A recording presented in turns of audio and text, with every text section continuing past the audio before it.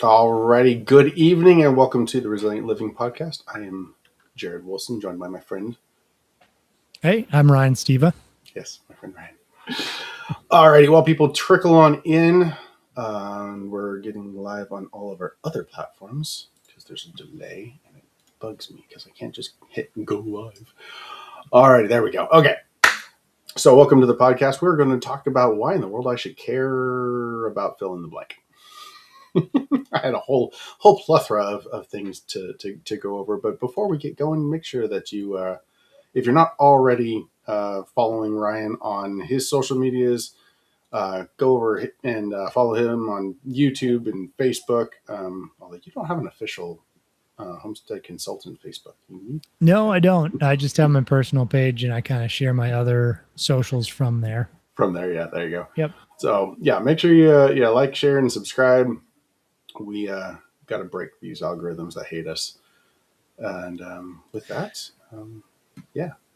Yeah, they're not big fans of what we talk about, are they? They certainly are not. I was talking to somebody today about marketing. I'm like, yeah, marketing doesn't work on our content. Like the standard marketing approach just doesn't fly. Yeah. Yeah, you put out one thing, you say the wrong thing, even if it's in an appropriate context. Right. And we say a lot of things that don't really follow the mainstream. So I think we're getting, flagged, I would expect.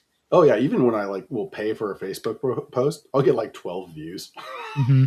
Like, wait, I paid for views. How's that? How's that supposed to work? Yeah. Right. Take my money and not show it to anybody. Exactly. Yeah. I think I paid for like Google views or something at one point, and sure. Or I did Facebook as well, and it's like it was not showing content to the people in the demographic I was asking for. Oh yeah, that's useful. And like the views clearly were coming from bots, and I'm like, why am I paying for this? So yeah, exactly. Thank you, Kelly, on TikTok. Appreciate it. She says, keep up doing the good work, saying the truth. Heck yeah, man. We'll do our best. That's what we do. That's right. That's right. So, Jared, you want to kind of tee up what we're going to be talking about? Why you said, why should I care? I think this is kind of in the, for the typical for us, homesteading preparedness. Yep. Probably a little more preparedness minded. But give us a little bit of why you were thinking of this. What made you think of why should I care? Sure. So in my, because I'm always trying to find good, useful content that I can share on social medias and in my endeavors in looking through the different preparedness pages. There's a lot of kind of fear-based stuff out there. And I don't like that. I don't want to be pushing a fear-based preparedness mindset. I want people to be confident in their life and livelihoods because they're prepared, not preparing because they're afraid of something. So that was kind of what really started it. And then as I was diving into like what topics to talk about, there's so many different things that that I saw people fixating on, and at the detriment to other areas. And so the question I thought was like, okay, well, why should I care? Why should I care about this thing and not this thing? Well, no, the answer is really, you should care about lots of, like, all of these things. So that was kind of, so I came up with this massive list, and I don't expect us to get through the whole list, but I wanted a lot of different options here because there's a lot of different things that we really should care about, that we should be prepared for and we should think about. But again, not because we're scared, not out of fear, but because we want to be resilient in our lives, in our livelihoods. Yeah. Well, I think, most people watching this have probably seen or heard of the show Doomsday Preppers. Yes. And if you ever watch it, watch it as a cautionary tale, not as a how to do anything. Right. Right. The cautionary tale is people get in their mind a given scenario and they plan for that given scenario, but you'll see people planning for some like Mad Max scenario, and then they don't have proper water preps. Well, or, right. Or whatever it is, because they're so focused on the, defending their bunker against zombies or whatever. Yes. That they completely forgot something that's extremely important, and they're not going to live beyond a few days because they didn't prepare properly. And Yeah. had they had a more rational, thoughtful mindset and thought about the greater picture and the most likely things that could go wrong and prepared for the larger eventualities in a way they can live better every day, Yeah. we've been a lot better off. Well, right. Yeah. And so that was my number one is preparedness isn't about the apocalypse. Mhm. Because it's not. It's about ordinary stuff. Gosh, it's a snowstorm. It's a downed tree. It's a power outage. It's a tornado. It's um, losing your job. I mean, think about that. So we think about the catastrophic things that might limit us, so we don't have power. Okay, you lose your job. Now we have a whole nother set of issues where we're trying to figure out how to make it, how to put food on our table. Those kinds of things happen. I mean, corporate downsizing is a thing, right? This is a rough market, I know. So there's a lot of different things. So preparedness really isn't about the apocalypse, like you're saying. It's about day-to-day life and being prepared, having that little buffer there to take care of, so that you don't have to go out in a snowstorm to get to the doctor, because you've got some stuff prepared, you've got some medicine available, you've got the training and the education to back it up. I'm a big proponent of education and having knowledge at your disposal. Yeah. Well, for sure. I mean, knowing how to do things and knowing how things work and building that mindset and those skills over time will put you in a much better position when something goes wrong to know how to, have a quick backup, build something out of what you already have, fix the thing you have, etc. Exactly. I mean, you never want to be in the situation of having to fix your carburetor on your generator in the middle of a snowstorm, but knowing how to pull that carburetor apart and an hour later having power, that's, you know, that's second best to actually running it consistently to make sure it's not gummed up, right? Exactly. And doing. I mean, I want to say North Georgia Homestead Supply, didn't they do or they're getting ready to do a small engine repair and maintenance class? Good chance. I have I not think checked in, but I yeah. saw something Dylan had posted last week, I want to say, and that's a great resource. Heck, I could probably find some people to put together something like that for this area. And that would be a great thing, because yeah, having to be able to go through and bring your equipment and you're like, hey, let's check this thing out. Let's make sure it actually functions the way it's supposed to function. Yeah. Whether Well, it's your you may not chainsaw admit or to it, but I'm pretty certain you could teach that class. I, I mean, technically, yeah. I mean, what you're doing is you're teaching people at a level beyond, beyond where they're at, but Yeah. before where you're at. And so, Yeah, right. Yeah, you not know, master level class. So we're talking just like, hey, let's get this thing functional and running. yeah. Yeah. What are the basics? How does an engine work? How does a four stroke work? How does a two stroke work? What do you need to know to make sure that you're not damaging the engine? Make sure, how do you sharpen a chainsaw? Just simple little things that people need, or even just how do you keep the chain properly tensioned and what is the proper tension? Yeah. Like, yeah, Yeah, and little things checking like your that. oiler and making sure that it's lubricated properly and all the there's a lot of Hmm. little things that can easily get gummed up, especially like on a chainsaw where you have none of the most hospitable environments, right? It's running extended periods of time with sawdust. You're setting it down in the dirt potentially. Like there's potential for a lot of damage and it's not even negligence. It's just use. Hmm. Um, and they just needed some care. And not everybody grew up in the woods. I was blessed. My dad. We would go up in the woods every year and cut the firewood and load up the truck. And I remember driving at. I think I was not maybe 8 years old driving the truck. Um, I didn't know. I was like, okay, cool, yeah, I'll drive it. That's sweet. Um, I didn't think anything of it. And he's teaching me how to start the chainsaw and how to buck up the logs and how to roll them downhill. And it's like, hey, we're going to fell this, but we're going to fell it this way so that it doesn't roll down the hill, so we don't have to haul it up the hill. Like, that's brilliant. Yeah. But not everybody had that.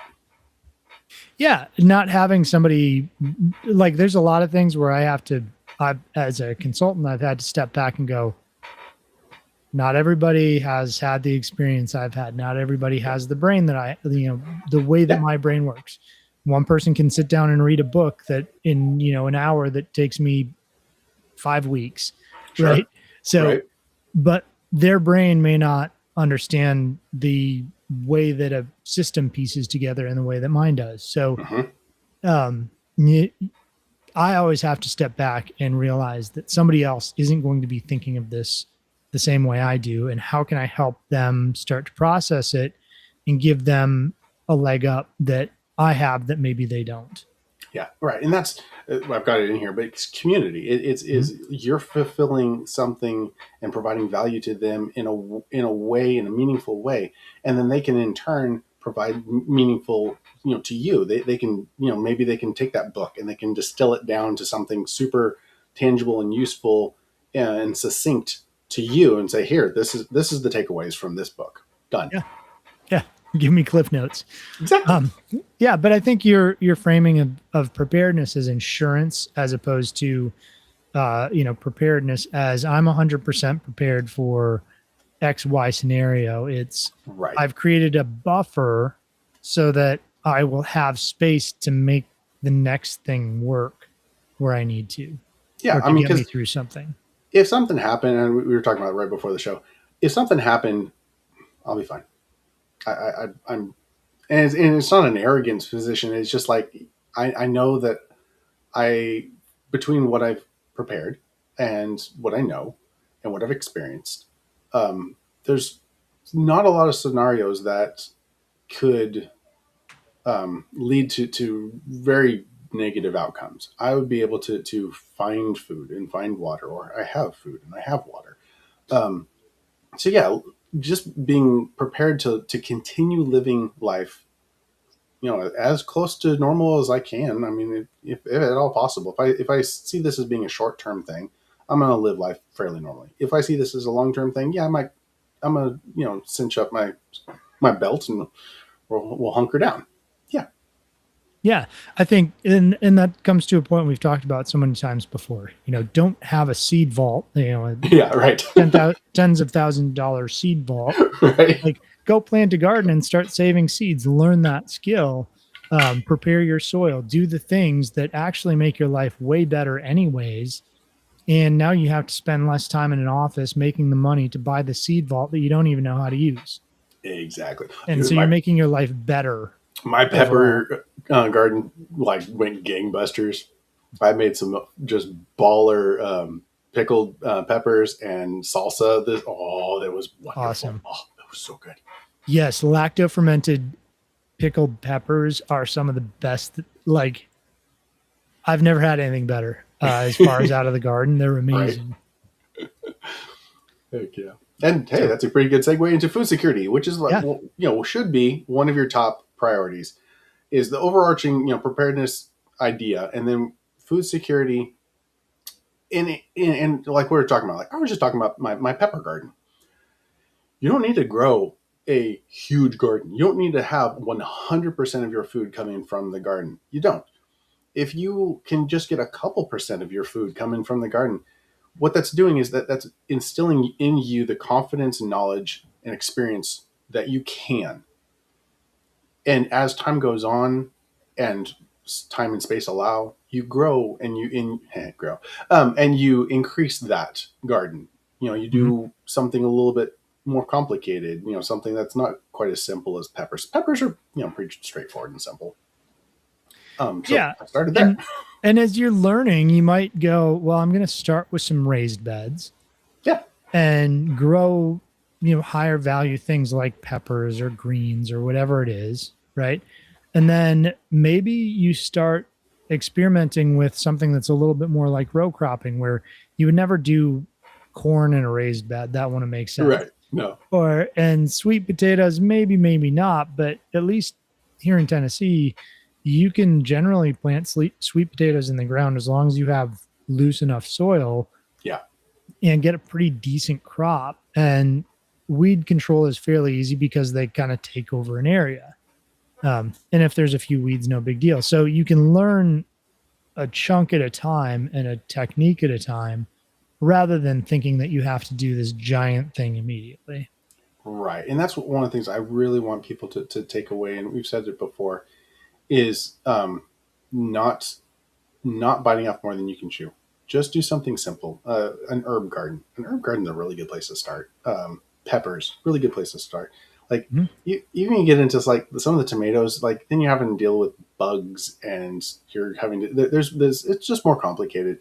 Just start simple. I mean, even if it's in your windowsill herb garden, like cool, that's awesome. You're growing herbs. Yeah, So absolutely. So, what do you think? Why should people care about water storage and because water's filtration? life. Because water's life, and having water is not the same as having safe water. Mhm. Um, there's entirely too many diseases that float around in bad water. Um, Maybe you live in Van Buren County and you just have bad water, and you need to have water filtration. You need to prioritize that. Prioritize that. Get good water filtration. Um, Or maybe you played Oregon Trail in Dysentery died. in elementary school. You have died from dysentery. Our entire generation's traumatized. I swear. But no, seriously, like water filtration. I think people get intimidated by it, and rightly so. It's a complicated thing, and it's an important thing. So I get it, but it's really not super difficult to get set up. And if you've got questions and you live in the Middle Tennessee area, hit me up. I mean, whether it's on social media or coming by the shop and just talk. I'd love to talk to you about water filtration systems, whether it's an in-house, whole house system, or a tabletop, or little Brita style pitcher in your refrigerator, whatever. We can definitely get you set up with something, because water filtration is really important, especially if you're in rural areas. I've had several clients come through, and they were just going through quite a lot of filters. I'm like, where are you getting your water from? I'm like, oh, well, we have a well. Like, okay, so we're going to set you up with a sediment filter that you can Mhm. pre-filter your stuff, because they were just impacting their poor little filter. Like, okay, your filter's actually fine. It's just packed on the outside with crud. So Mhm. we're gonna set this up, set it up separately. We're gonna filter out, pre-filter it, and then we're gonna run that through there. And I think it saved them. I'm seeing them at least a third less than I was. Yeah. Yeah, that's the way to do it. You pre-filter the water to the extent you can. If you're on city water and you're trying to get fluoride and other things out, Right. you can get a lot out with things like a CTO filter, Mm-hmm. but it's not going to be everything. And then Right. you can get the rest of it with something like your Berkey, and you can make, or Aquapure or whatever. Yep. There's a few other brands. What do you carry? Alexa Pure. Alexa Pure. There we go. Yep. So there's Burrow. lots of Burrow's another good one. yep. Um, Lots of options for that, but if you pre-filter it, you've removed so much that your secondary filter doesn't have, that's really expensive, doesn't have to do as much work. And if you can get the chlorine and things out of it before it's in your shower Yeah. and you're breathing in all that All that. uh, Yeah. Vaporous. yeah, all the vaporous Nastiness. chlorine into your lungs, you'll be better off. So yeah, pre-filter is pretty useful. Yep. And water is because of its nature, it can carry a lot of stuff from like you're saying, chlorines and chlorides to and fluorides to microplastics. And so it's really, really important to try to minimize as much as possible our ingestion of those things. Don't Yep. worry too much about. I had a customer come in and they were asking like, "Oh, but it's going to remove all the minerals." Like, suspended minerals, like ionized minerals, are so small. You're not going to remove those unless you're running an RO system where you're Mhm. doing full on reverse osmosis.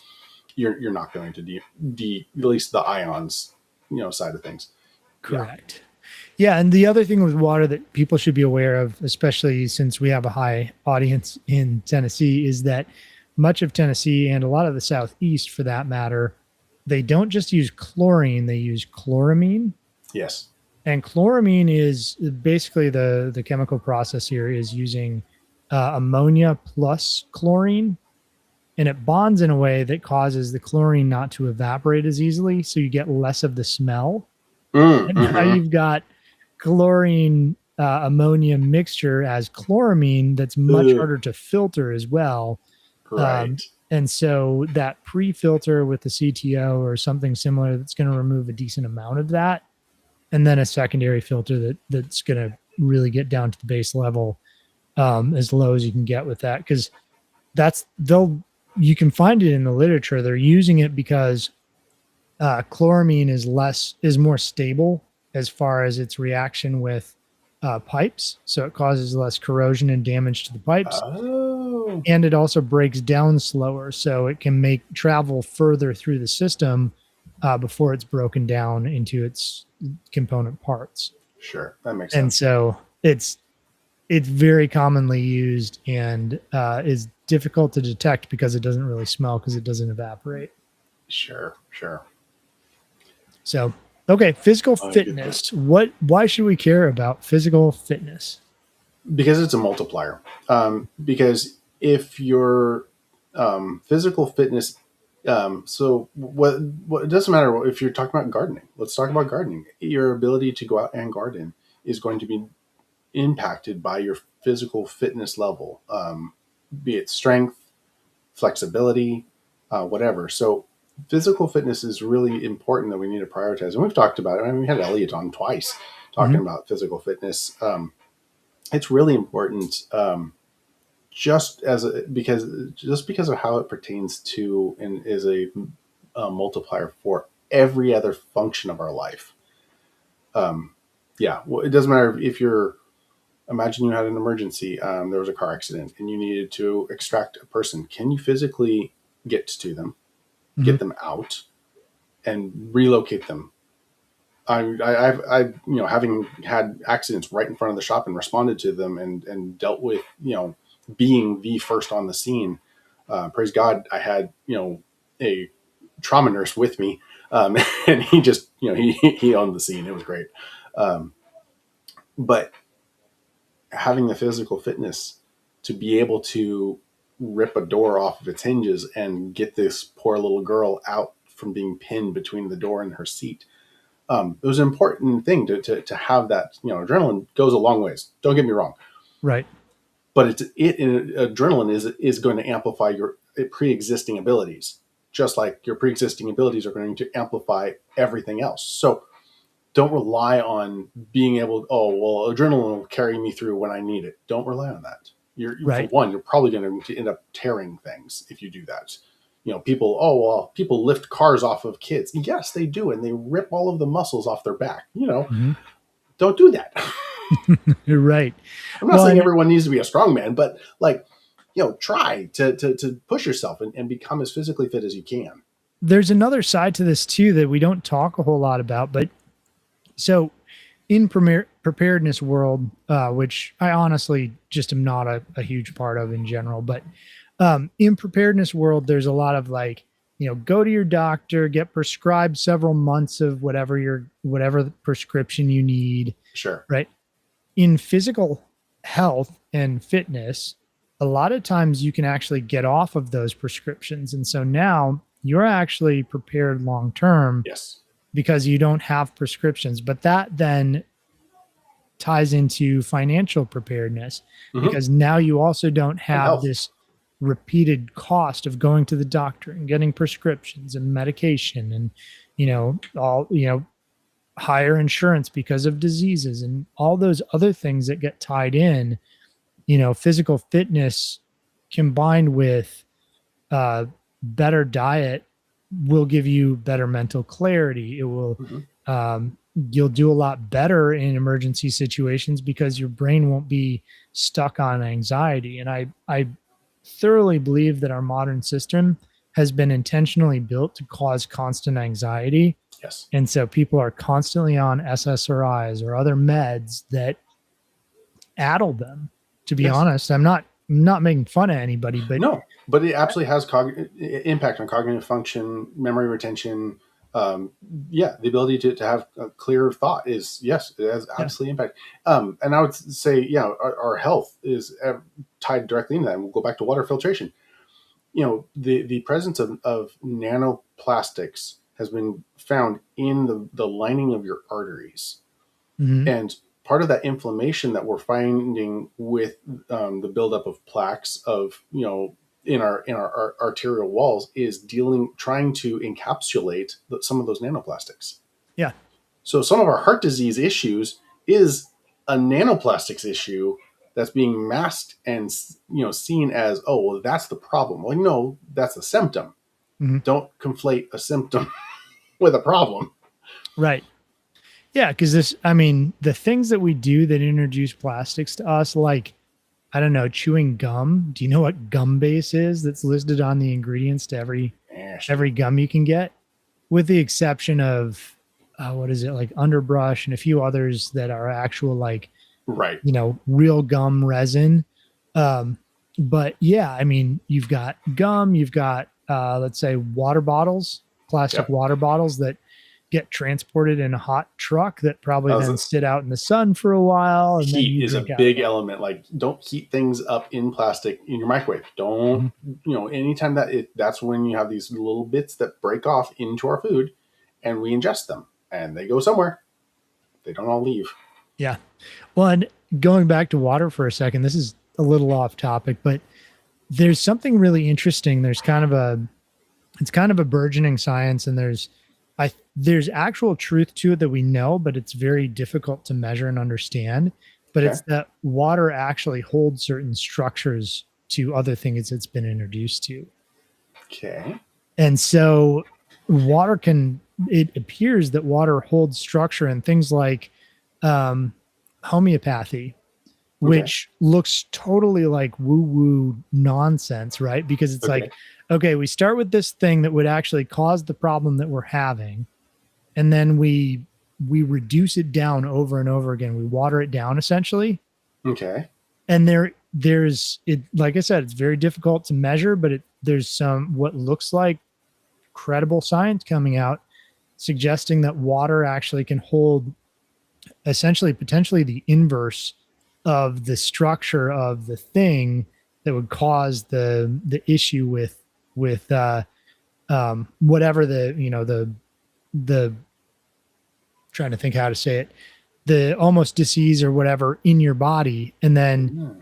homeopathy, every time you every so the water holds, the theory is at least the water holds that structure, and then each time you dilute it, it's almost like how electrons are like always paired, once they're paired always paired kind of a thing, Right.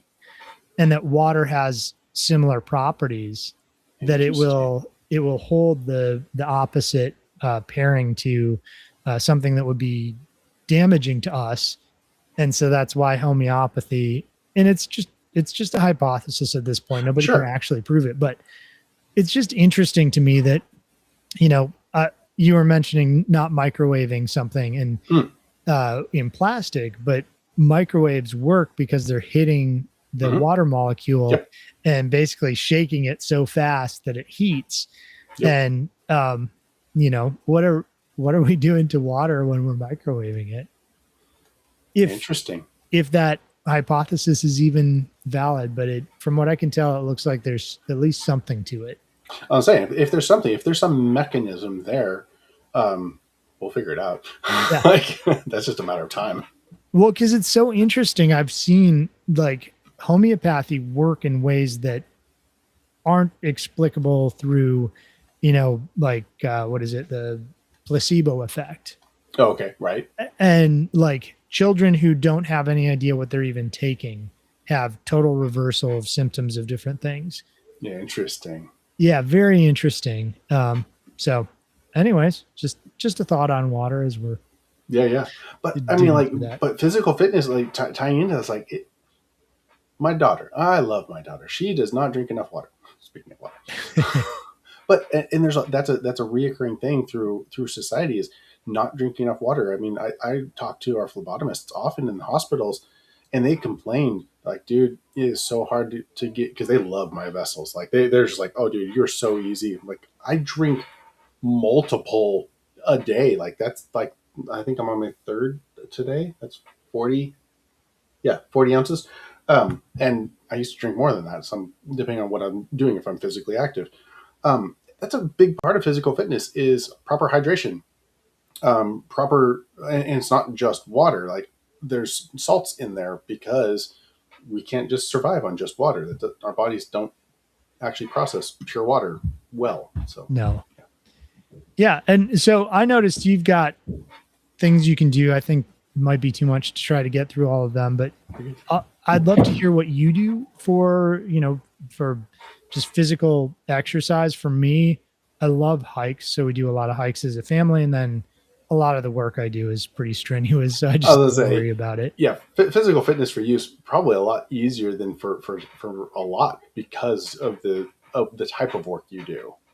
Yeah. It's not structured. So I'm not working, I don't have like leg day or something, but Right. um, I do get quite a bit of movement in each day. Sure. I mean, so I'm in my basement. Down here, we've got our treadmill set up, which I don't use nearly as much as I intended, mostly because short ceilings and treadmills are terrifying because you're like in between the studs and it's just, yeah. I've got free weights down in the shop. And so when I don't have customers, I have weights. I can do rollouts with them. I can do overhead presses with them. I can do biceps, triceps. I can do squats. I can do a lot of stuff. And I go back and I watch our videos with Elliot because it's like, oh yeah, what was he saying about that? And I'll go find it. It's like, oh yeah, that's what it was. Okay, so I'm gonna try doing these lunges and I'm gonna do these isometric holds and I'm gonna try these. And if you have the time, if you have the place, um, do it. I mean, I know people in corporate offices who have the little walking pads, like pseudo treadmills, or the balance balls. I loved for a minute there. I stole one of our Sonotech's ultrasound technicians had gotten one of those balance ball seats, Yeah. and um, and she went on vacation, so I went and stole it. I loved that thing. Oh, I loved that thing. It was so fun because I'm fidgety, and so I could bounce, and it was great. But dude, the core engagement was palpable. Like I was like, oh my gosh, this really works. Like I have to sit upright. I have to have my shoulders back. I have to have my head aligned. Like this really, it got my body used to being in that position, so that when I went back to my regular seat when she finally came back from vacation, I had better posture. I was like, oh, dude, that's rad. Like, it actually worked. Cool. Yeah, I like those because I don't know, it kind of hurts my low back to do sit-ups Yep. just because how it engages with the ground. So using a exercise ball and putting my feet like under the corner of a bed or something, Mm-hmm. it allowed me to actually do the sit-ups without the pain from on my back, but Yep. also I had to engage my core a lot more because you have to keep from sliding from one side to the Right. other or Yeah. whatever. Well, and that's But a lot of what I've found. So it's probably similar to you. My lower back hurts when I do sit-ups until I found declined sit-ups where I was actually on an inclined bench, but I sat on it backwards and hung over backwards. And it like forced me to engage. And the other thing I want to say about physical fitness is flexibility. Um, mhm. Trying to maintain flexibility, especially as I'm getting older, um, it reduces the likelihood and severity of injury substantially. So even if we're not working out and pumping iron and getting ripped or whatever, doing exercises that allow us to have a full range of motion, super important and super useful, and in all aspects. I mean, gosh, the stuff that you do where you're rucking up and down hills with carrying loads and rock and tools, you could really easily hurt yourself Mhm. by overextending, by a missed step or whatever. But having that flexibility allows you to recover easier. Maybe take that stagger step and catch yourself. So yeah, flexibility I think is I almost put it in as a separate thing, but it kind of is tied into fitness, so I left it. But yeah. No, I think that's good. Um, what are some basic skills that people should care about, and why should they care about them? That was kind of my catch-all. I was trying to think of basic skills, and at first I was like, oh yeah, like being able to start a fire. I'm like, that's even advanced. Like that's not even like can you sharpen your knife? Do Mhm. you remember like how to use a whetstone?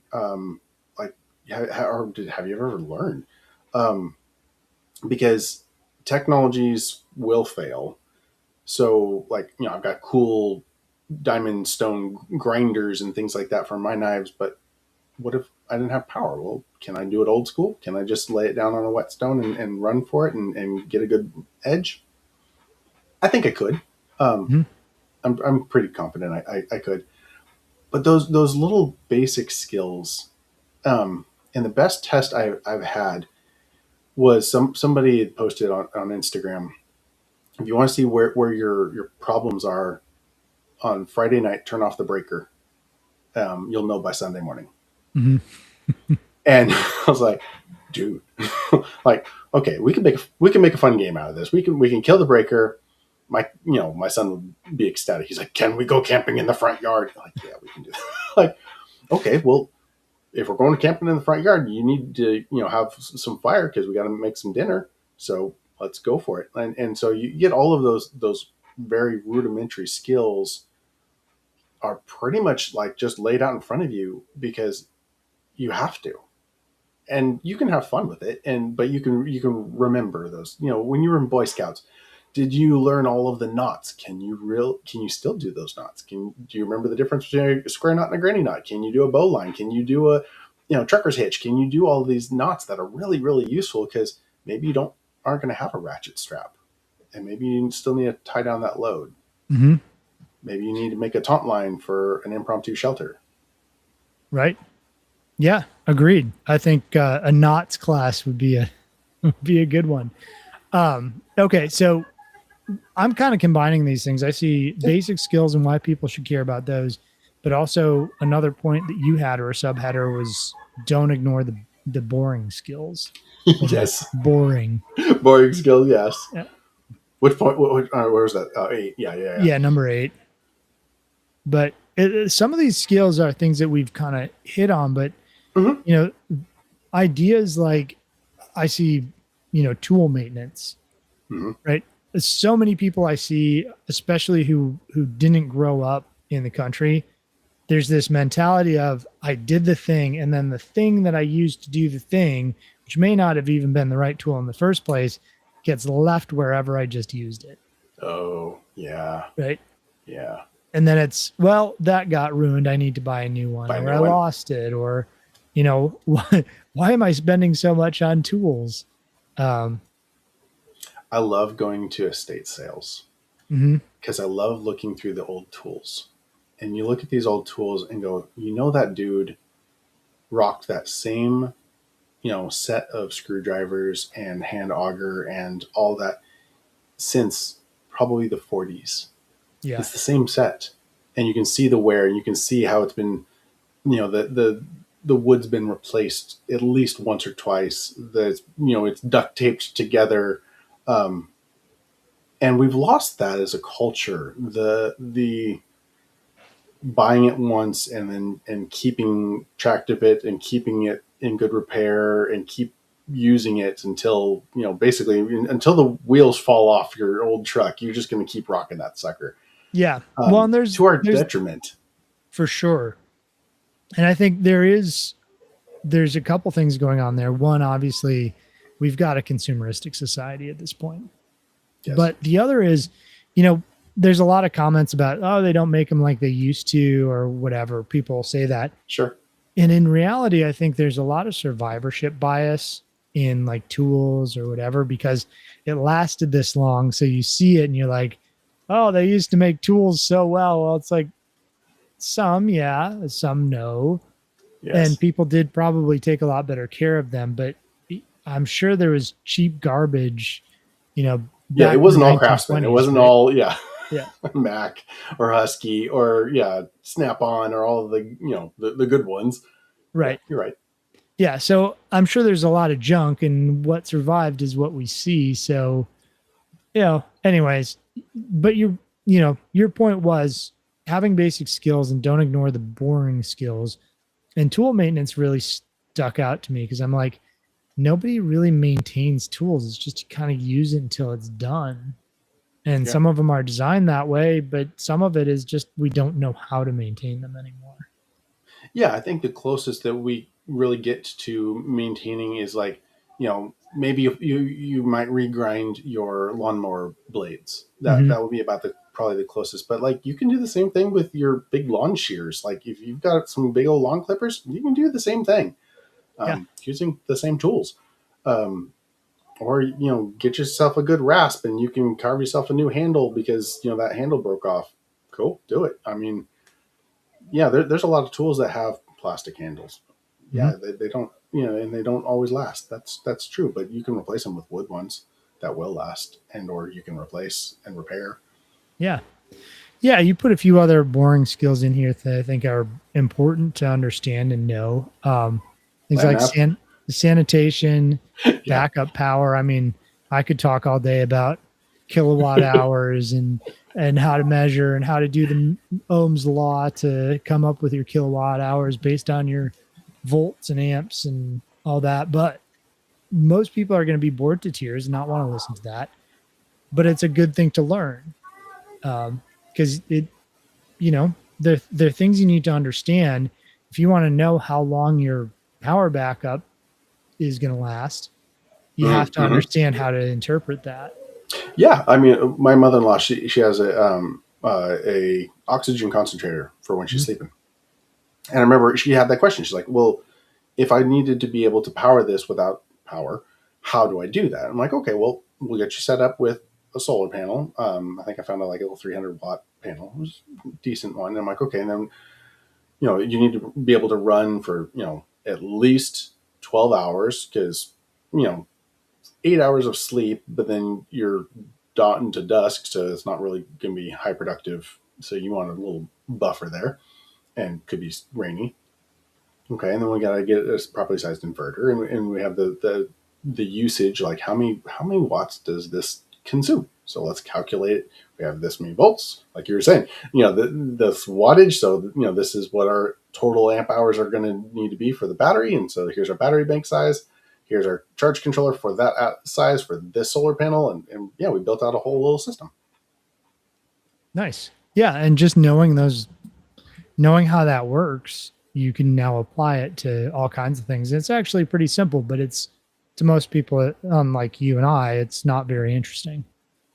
Yeah, or it can be overwhelming and scary because Yeah. it's electricity. I get that, but it is um, it's not a horrible endeavor to learn something about electricity, and it's a fun. I think it's fun. I don't know. I know you think it's fun. I do. All right. Um, Privacy. Why should I care about privacy? So hopefully I've been bugging my cousin Kevin about coming down and doing one about security and privacy. We live in a world where our privacy has become a bit of a commodity, and we've talked about ways of mitigating those risks, but it is definitely something that really we need to be cognizant of is maintaining a high level of privacy, and that's not just at home. That's not just on these horrible little trackers that we carry with us every day. I It's call them fondle slabs. what? Fondle slabs Why? because people fondle them and they're a slab. I mean, Okay, I mean, I was wondering which direction you're going with that. Okay, gotcha. Cool, got it. if people But are, yeah, I mean, like, where we don't have any clue. Even if if you're aware and you can accept what you're giving away for information, that's fine. I mean, that's your choice. But yeah, nobody knows, nobody understands what they're actually giving away and how it's being used against How them. it's being used. I was like we can conceptualize like, okay, we're giving away our location information or our search criterias or conversations, but the way that that information can be compiled and Mm-hmm. the information that can be extracted from that, the habits, the mindset. I mean, when all it takes is a couple of those things and they can tell you how you're going to vote just because of where you go, who you associate with. They know that. And that's what I'm saying. Like privacy, we really need to prioritize. Our privacy is something that is kind of on the line. I mean, we're seeing it, with Flock and with some of these um, in more invasive documentation systems where, like, oh, well, we're not going to use it unless, like, Mm-hmm. yes, but you shouldn't have gathered it in the first place because there was no justifiable cause. Right. Yep. Yeah. And so that reminds me, I went to Lowe's the other day, who partners with Oh, Flock, of course. yep, they sure And do. I know there's one angle I can drive into the parking lot without being Oh, tagged. yeah, yes, Like if you take a really specific route. So I just do that as not like I'm not being tagged a million other ways, but just as a matter of it's about mitigation. principle. We Yeah. we limit what we can. But I do things like this little guy. It's Yeah. a Pi Zero, and I run. It's called Pi Hole. Yep. Um, Basically, it blocks a huge amount of the trackers. I run, I run my own server for photos and videos and notes and calendars and everything else, Mm-hmm. which is great. And then I salt my data. Um, there's another guy, I put up a video recently of a guy who poisons his data Yes. by running bots on his systems. Um, but I mean, at this point, I'd say a third of my ads are in Spanish or some You've other done, you've language. done the right. You've been successful. Now, some, 3-letter agency, I'm sure, can point some quantum AI at it and Oh go, yeah, "Oh, we know what you are." yeah. But at least for the advertisers, they're not really sure. That's So awesome. it's kind of entertaining to see what pops up. Because basically the advertisers know my age, so I'm getting ads that are like super generic for people my age, but completely unapplicable to me, Sweet. which is entertaining as well. But yeah, I mean, privacy, what we can do to keep our information private, and Mm. then salting it, throwing in information that isn't accurate, and you know, that it's you want to do as much as you can to work towards that and to keep your data and your information, your kids' faces, everything else, like anything you can do. Realizing that if you post something on Facebook, they actually own that image for whatever they want to do with it. Right. All of our images for the past 20 years have, they're being used to train AI and send Mm-hmm. us ads and whatever else Well, they and want to do when with the them. default condition is enabled for AI use, where you have to Yeah. manually go in, like, oh no, I don't consent to it being used for AI. That Yeah. should be by default, not the other way around. Yeah. Well, and when your computer decides to update every like 2 days, or your phone or whatever, and every time it updates, it resets all the default settings back, even though you don't Yeah. agree to it. Oh, and Windows is Yeah. horrible about their baked-in telemetry systems. Mhm. I'm like this close to just like, nope, we're just going Linux. I've Yeah. already Linuxed every laptop we've got because, well, Yep. it's easy to get old laptops. I get them for free because people are like, oh yeah, it's dead. I'm like Linux. Yeah. You So thought it was dead. Yeah. I've got a pile of them literally that I use for different things. And yep, yeah, everything's on Linux except for the computer I'm using right now and one yep, laptop. So I've got one Linux and one Windows laptop that I keep with me just in case sure. I need Windows for some stupid reason. Um, and this one's going to Linux soon too. I'm just going to have basically my video editing rig is all I'm going to have on Hmm, Windows anymore. nice. Yeah. But yeah, I'm with you on that. And you can turn off a lot of the telemetry on Windows with a program called Win Arrow Tweaker. Yep. Uh, but they're making it harder and harder with Windows 11. With every new patch, it's getting more difficult. Yep, exactly.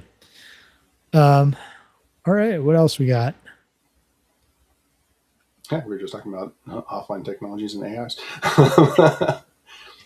Well, and it's like, why should I care about, offline? It's because we don't want to divulge more information than we need to. We don't Mhm. want to become dependent on a system. That's like the antithesis of what we're going for. We're trying to become resilient, which is disconnecting from that, requirement. So having it offline, and they don't need my data. They don't need to know what I'm searching for. When I can, host my own large language model, it does what I need it to do. I don't need Mhm. them to do that for me. Yeah, and I'm hoping to do this next week. We'll see, but I wanted to talk about you know tech for preparedness and homestead use, Hey, and then how to use that in a meaningful private way that doesn't make you dependent. And one of the love it. things that I found was a program called um, oh no, I'm blanking on it. Yeah. Sorry. Anyways, All right. it's a off grid. Um, they call it the off grid internet. Project Nomad. Oh, Nomad. Yeah, yeah, yeah, yeah. Yep. Yeah. And so it has a built-in, very simple AI, but Uh huh. basically that AI gets pointed at the files and things that you have, and you can make separate files for separate things. Yeah. And so you can use it like a localized search engine for the stuff that you already have. So you don't Hmm. have to dig through 20 reference manuals to figure out, what do I do about fly strike on my sheep, or Yeah. whatever it is. Now you can say, what do I do about fly strike on my sheep? It'll search all of your references, and it'll come back and say, here's the most common, here's, one that's Hmm. a little further out, and here's the reference pages, so you can just pull it up however you want to. um, Which is great. That's the way that I see AI being so beneficial. Um, because I mean, it's a large language model. It's predicted text. I mean, and we right. all know how good that is. I mean, whenever you go to text somebody and it fixes your text and it makes it all sorts of wrong, that's all AI is. It's just a predicted text. It's going, with 99.98% confidence. I think the next, word in this sentence in this context is going to be this, and then the next one, and the next one, and the next one, and it predicts it. That's not all that helpful because you don't know where it's drawing its information from. But when you can say, "Hey, looking at this PDF of this, resource, what do I do about X, Y, and Z?" Mhm. That's awesome. That's super useful, Yes, it's like the Dewey Decimal System on crack. right? Yeah, and like, and fairly instant. Like I can just Mhm. boom, it's there. And then yeah, if you had more information that you wanted, you go, oh, it's on page 296 of the Ultimate Survival Handbook. Go to Right. Ultimate Survival Handbook. Hey, look, it's right there. Yeah, or the Encyclopedia of Country Living by Carla Yeah, Emery, right? Now right. instead of, okay, I'm going to the index and I think it's going to be in this section, and 20 minutes later you've read through it. If you've got something that can give you a summary from the data you have, so it's not hallucinating, that's big. That can be It really, really is. really helpful. And if it's totally offline, if it's not, if you're not querying somebody else's servers and giving away all your information about what that's what we've done with Google for 30 years now, right? Right. Is, hey, Google, Yeah. I have this lump on my whatever. How do I, Yeah. like, no, don't give Google that info. Like, that's going to be used against you somehow. At Yeah. very least, your information is going to be sold, but likely you're going to be manipulated down the line for having done that. Yeah. So, anyways, something like Project Nomad can be really helpful. Absolutely. Power independence. Why, Why why should I should care people about care power about, independence? yeah, or just having some resilience outside of the grid? I mean, even if we weren't even looking at resilience, offloading some costs. Like if you could come into, I don't know, some really really cheap solar panels, um, and you can off some of your overhead on a daily basis and say, okay, well, my refrigerator and freezer, they're going to be rocking off of solar. And so I'm not having to spend that. Yeah, you're saving yourself, what, 65 cents a day? It's going to add up. I mean, like 365 days a year, that's going to add up. That's almost a raise. Like, it's like, even if we're not talking preparedness now, in an emergency, hey, your refrigerator and your freezer are going to function no matter what. Hey, that's awesome. You're more Mhm. resilient. Hey, you got another couple extra bucks because you saved it because your refrigerator and freezer are offline. You can save that up and get more solar panels, and now your AC is running offline too. Hey, look, you're saving a buck 50 a day. It's one of those snowballs that's wonderful because it can help you become more financially resilient and power resilient at the same time. Yeah, absolutely.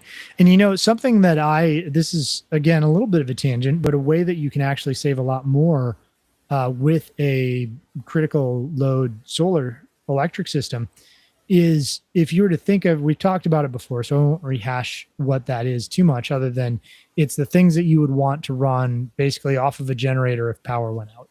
Mm-hmm. And you put those onto solar. Well, your solar is probably during high generation times going to make more power than those systems need.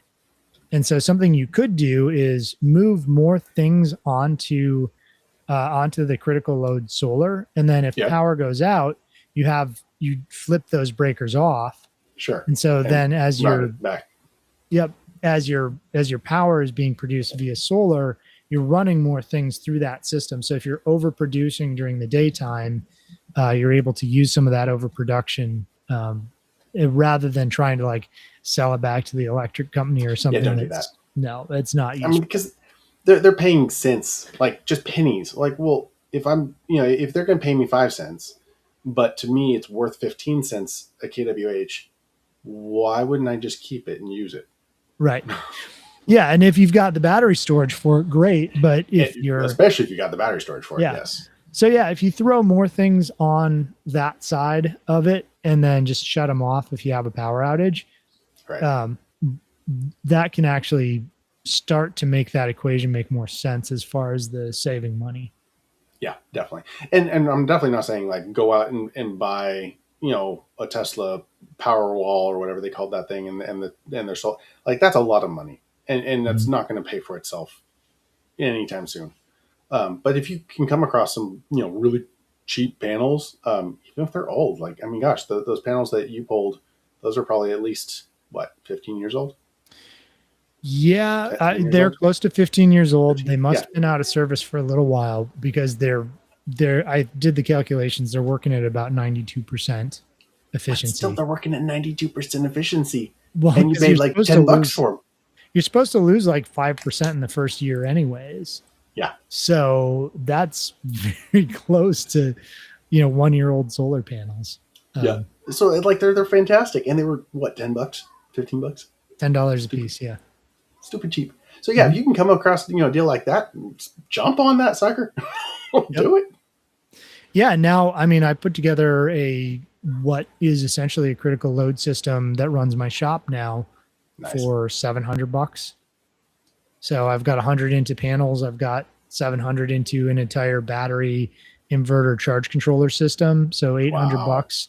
I've basically got what I need to run my house in an emergency. Exactly, and that's the thing. It's like you have that infrastructure now. It's there to support you in a moment of need, and it's not like you have to set it up. It's there. It's Yeah. functional. Well, and if that's, daunting for somebody, you could just go out and buy like an EcoFlow Delta Yeah, and have a small inverter generator on hand and just start up the generator for a bit when the battery gets too low. yeah. Top it off, and Yep. So, that's super like stupid simple to do that. Those are just a couple of things that you buy and you're looking at, I don't know, 1,100 bucks, something right in there, yeah, which which isn't isn't horrible. terrible. Yeah, It's not as cheap as what I was talking about, and it's not as no, capable, but nope. you know, But it's it's off the convenient. shelf. Hmm. Yeah, exactly. You know it's going to work. You don't have to fuss with it. Yeah. And there's something to be said for, it just working. I get that. I like building my own guitars. They're fun, but they're fiddly, and then I'm always having to fuss with them. Buying something that actually, I don't know, works is really nice. Mm-hmm. Yep, absolutely. I wanted to hit on why community resilience matters. Oh, it matters so much, and that should have been my first thing, and it should definitely be our last, or not our last, but it really is the crux of all of it, because like you and I are we're good with electronics. You're good with plants. I'm not. Um, I can fix stuff, but I need somebody who's good with plants. I need somebody who's good with animals. I need somebody who's who can teach me other things that I don't know. We need community. We need each other. We're not lone wolves. This is not a zombie apocalypse movie. We're not going to survive on our own, and we're not going to be all. We're not going to know it all, and we shouldn't. It's not that we shouldn't try, because we should try to learn things, and it's not even we should stay in our lane. Um, Maybe it's just not having so much pride in being that one man show. Yeah. I, th- I find myself, being arrogantly prideful, and maybe this is a me thing. Maybe this isn't everybody else.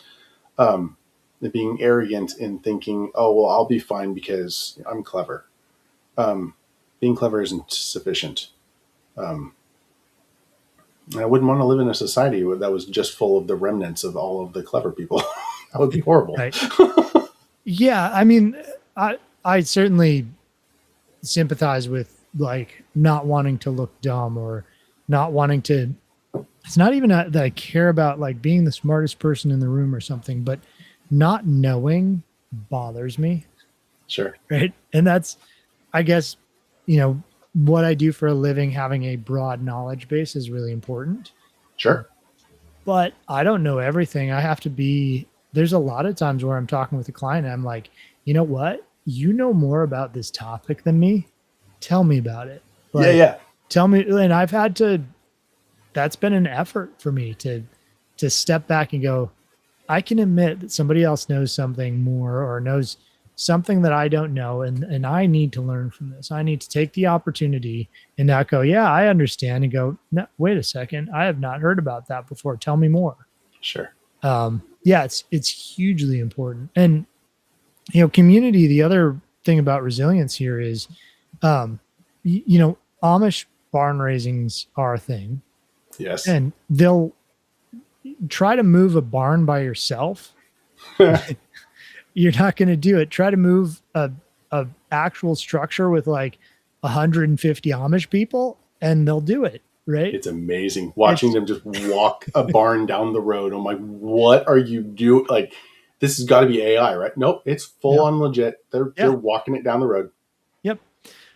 So the other thing I'm thinking about here is not just the strength in numbers when they're needed. The ability to move and flow in such a way where one person really needs help right now and another person needs help later, and one person may never even need that help, but they're part of the community anyways. There was I won't mention names here, but there was a community member in one of the communities I'm part of who ended up passing away really pretty suddenly, not unknown, but from like cancer. So it was a really fast moving. And he had been he had helped everybody and anyone at any time possible, basically. Right. Sure. And he passed away, and his wife had, life insurance and things. So she was going to be okay financially, but there's a lot of things on their farm and that they had to deal with that, he took care of. And now he had built this social capital over a number of years, just being a good person, not because he was trying to do something. And then when the time came, like if his wife needs help from community members,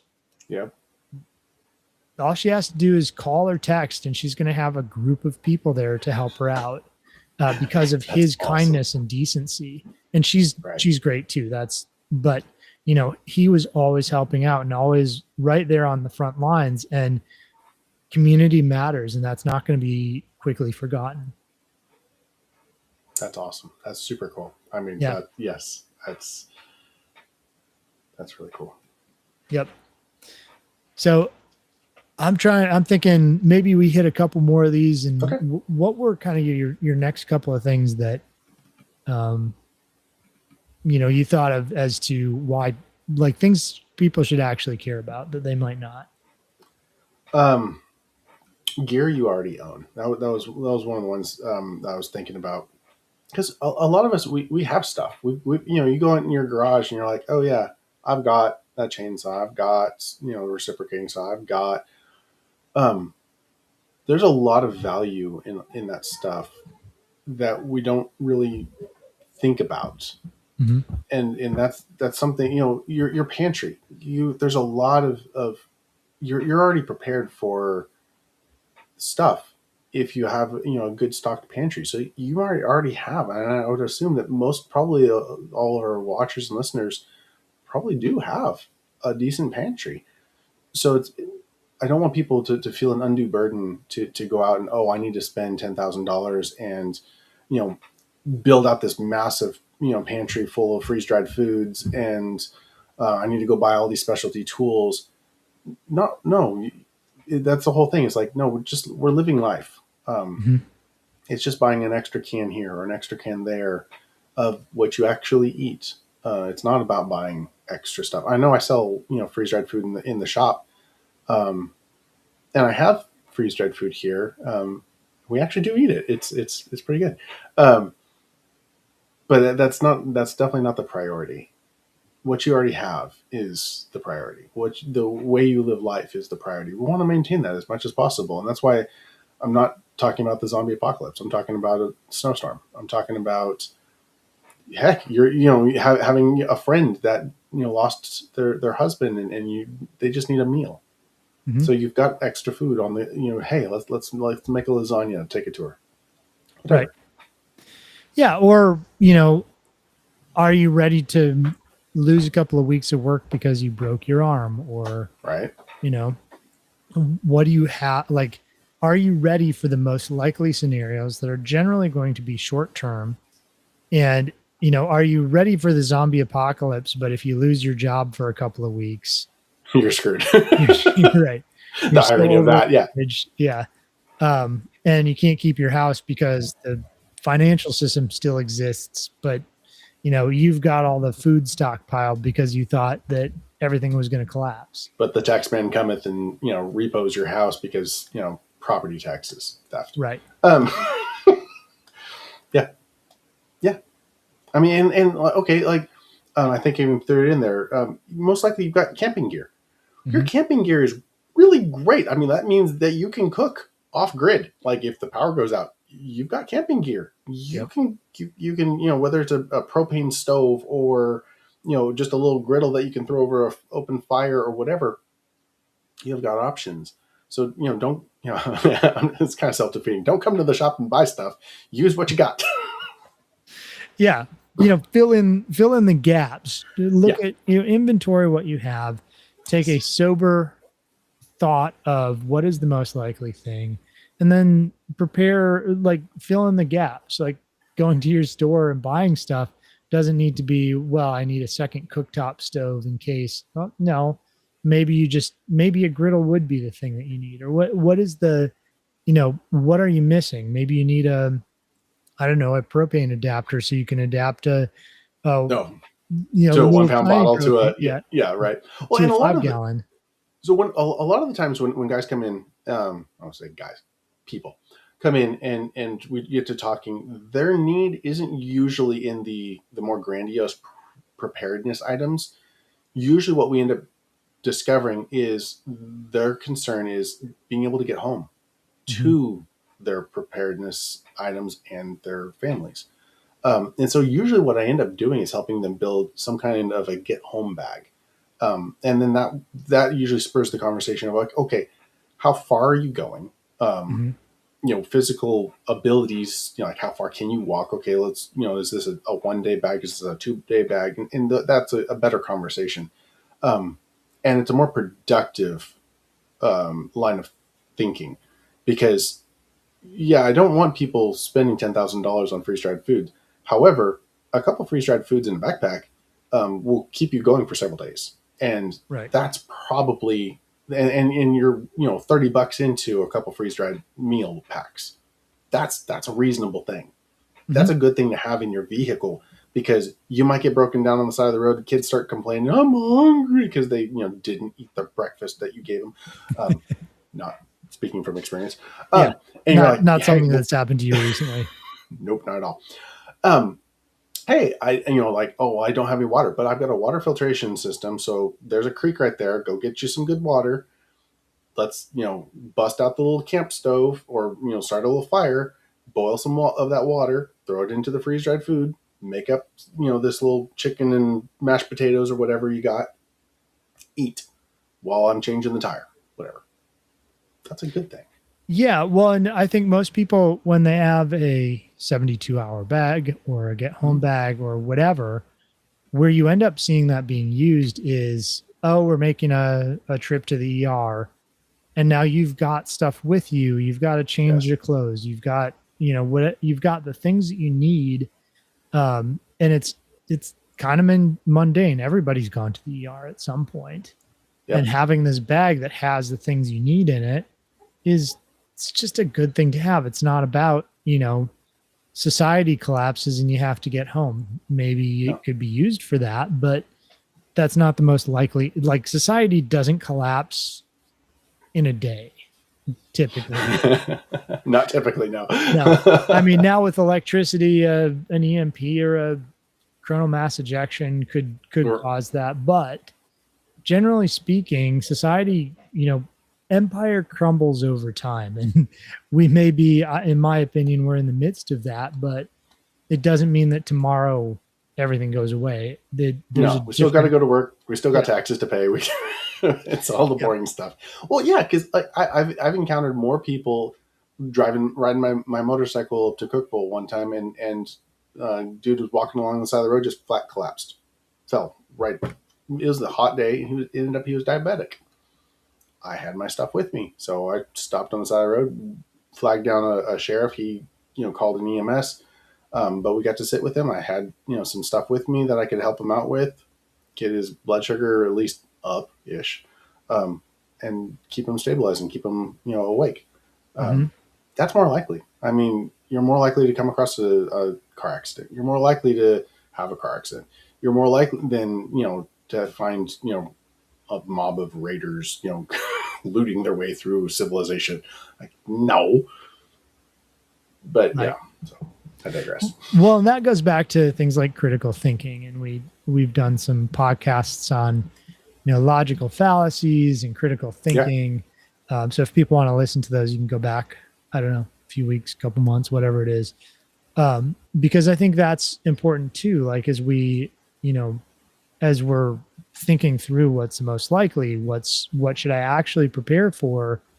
Some of this critical thinking and being able to think in the moment through something, without the fear, without the other biases attached, is really important. definitely. Well, and that's why I want people to go out and actually use this stuff, because in that critical moment, you're not going to be thinking well. And so you're going to fail down to your training, Hmm. not live up to your hopes and expectations. Right.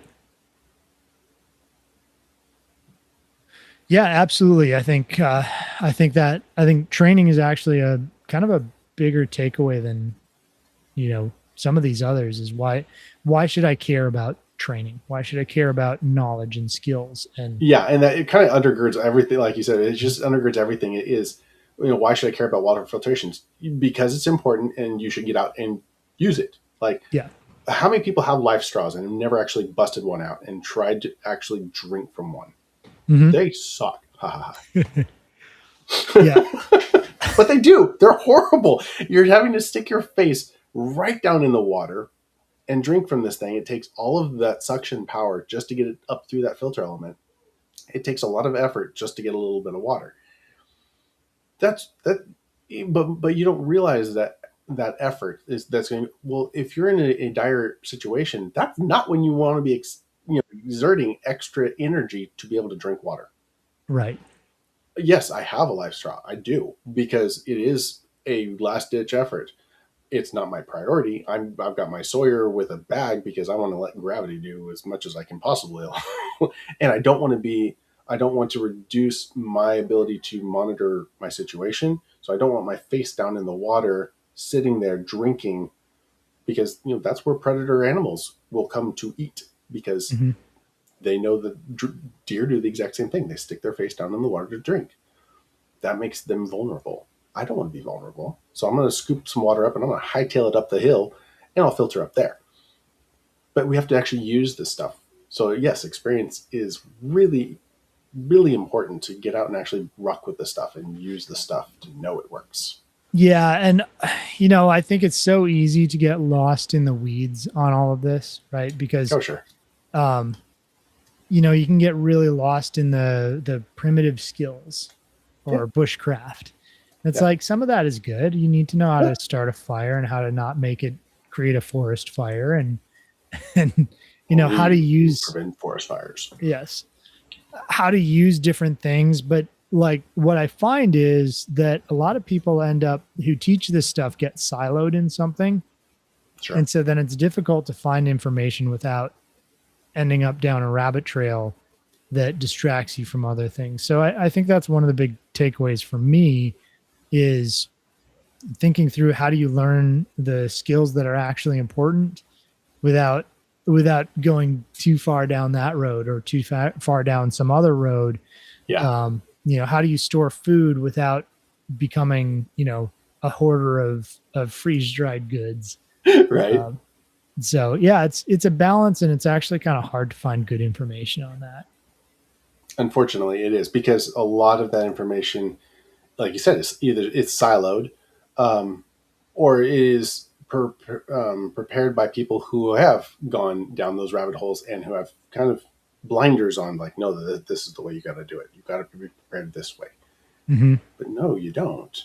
And so having that high level, that 30,000 foot view, and that's kind of why I did so many different topics because I didn't want to dive down too much in the weeds because there's a lot of topics. There's a lot of stuff that we kind of need to think about. Yeah, And for we sure.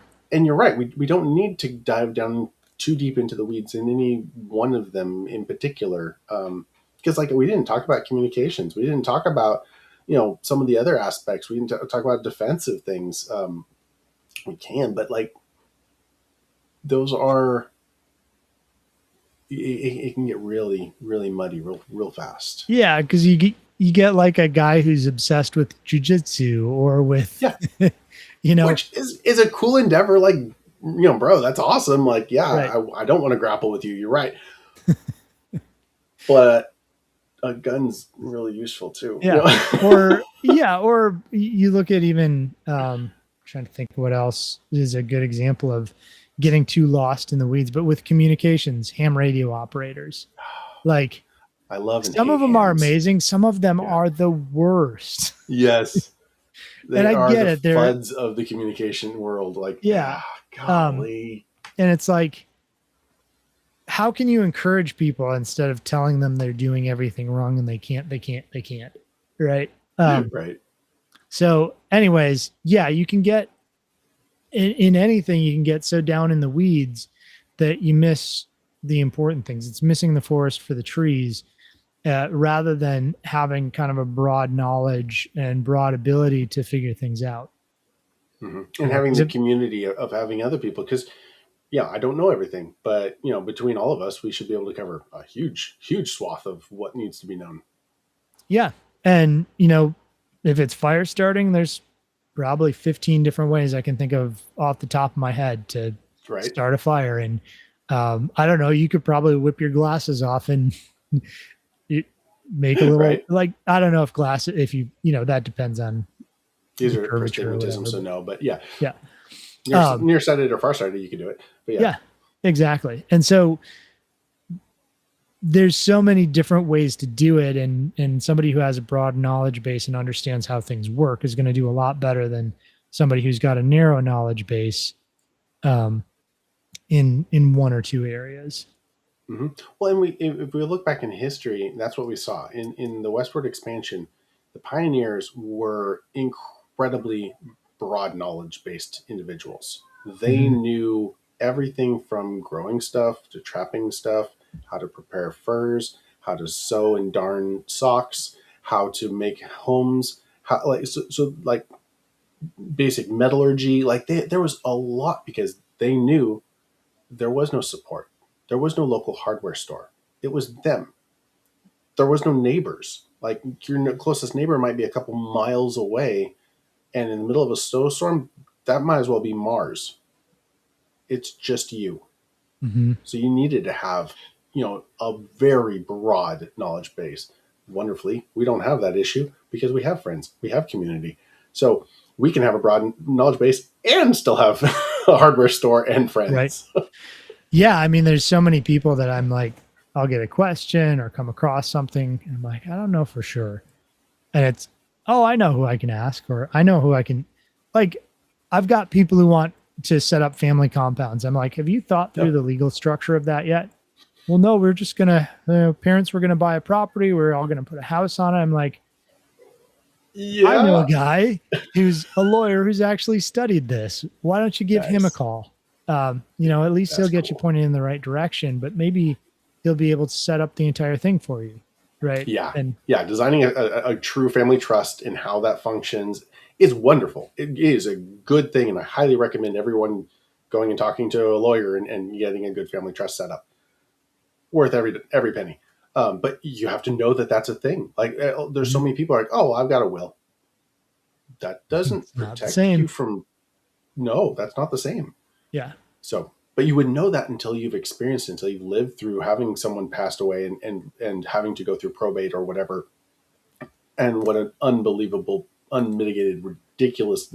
Yeah, it's Yep. ridiculous. Yeah. So I don't know. I guess my takeaway is understand broad skills, Yeah. think about what the most likely thing is, and care. You should care about it because it actually matters. Next time we have an ice storm, do you want, and you can't get out to get to the grocery store, do you have some food on hand? Do you have a way to prepare it? Do you have a way to keep your house warm? Do you have a way to keep your electricity on? Have you thought through these basic things and plugged some of the big holes before you get all worried about some tangential unlikely scenario? Yeah. Yep. Yeah. Before we plan for EMPs and zombies, let's take care of tomorrow Yep. and next week. Absolutely. Well, Jared, I think that pretty much wraps it up. Unless you have anything else, do you want Oh, to that's good. kind of tell people what you do? I don't know what I do. So I'm Jared. I own and run Resilient Living. So we're physically located between Spencer and Sparta, on right on the corner of Highway 11, corner of Hodges Ferry Road. So you can come by the shop and hang out if you're in the area, if you're traveling through, if you're going, Chattanooga, Cook Bowl route. So you can stop by the shop. It's an interesting one. It's a kind of what do you call it? Well, I called it a Curated. clown. Oh, curated. Yes, it's a. I It's know a this clown is a. shop. It's a clown. No, it's like a clown car, right? You're like, It's how bigger is on the all that inside, stuff in right? there? But yeah, you said a TARDIS, which Yes. if people understand that reference, I think is probably a better way to put it, because it doesn't infer or reference clowns. But no, it's curated. Like you've actually taken the time to look at the items, test the items. You know what you're selling, as opposed to you get your Amazon or Wish.com or Timu stuff Yeah. where you're like, what it because Amazon has basically become Timu, It and you're really like, has. It's you order bad. this thing, and you're like, well, this doesn't do any of what I expected it to, or it's different than described, um, and you've taken that pain away. Even it might cost a little bit more. It might actually cost less than if you had to do all the work yourself to find it, but it's so worth it to have a knowledgeable person curate the stuff for you. So Well, and I'm a big fan. that's what I thank you. That's what I enjoy doing is I like doing the research and honestly I buy the stuff from Amazon and Temu and test it. And Mhm. what was it? There was a belt, the Ido Gear belt. It was this like tactical, like everyday carry belt. It's the best thing. It's a piece of plastic wrapped in canvas. It is not worth anything. I think they were charging like 25, $30 for this. I'm like, don't. No. When you can spend just a little bit more and get a true made in America.